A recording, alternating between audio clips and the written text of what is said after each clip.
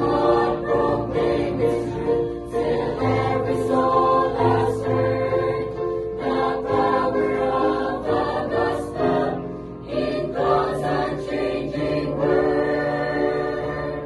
Unchanging word. God's word changes lives.